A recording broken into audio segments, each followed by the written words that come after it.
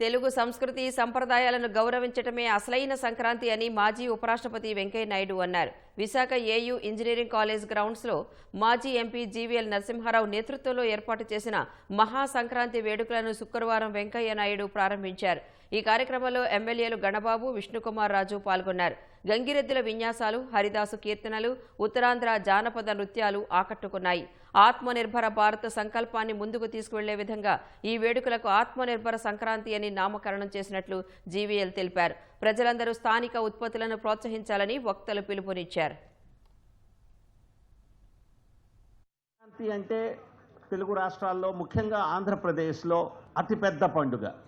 And ఈ పండుగని సంస్కృతి జానపద నేపథ్యంతో పాటుగా ఒక సందేశాన్ని కూడా ఇవ్వాలి అని చెప్పి ఆలోచించడం జరిగింది. ఎందుకంటే ఇన్ని వేల సంఖ్యలో లక్షల సంఖ్యలో ఇక్కడికి ప్రజలు వచ్చినప్పుడు కేవలం ఆనందమే కాకుండా వారికి విద్యను కూడా మనం వారికి ఇవ్వాలి అన్నటువంటి ఆలోచనతో ఈరోజు దీన్ని ఆత్మనిర్భర సంక్రాంతిగా ఈ కార్యక్రమాన్ని నామకరణం చేయటం జరిగింది.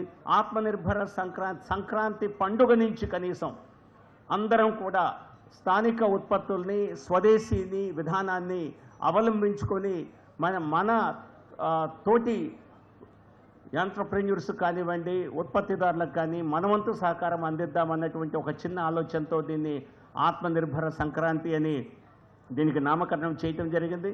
తెలుగు లోగళ్లకు తొలి కాంతిని తీసుకొచ్చే సంక్రాంతి అచ్చంగా ఇది తెలుగు రైతుల, తెలుగు వారి యొక్క పండుగ.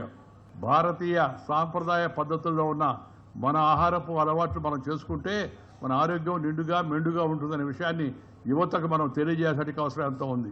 స్వాతంత్రానికి ముందు ఇంగ్లీష్ వాళ్ళ మన దేశం మీద దండయాత్ర చేయకముందు 200 సంవత్సరాలకు ముందు ప్రపంచ జీడిపిలో 4వ వంతు 25% of the world GDP use to be from India.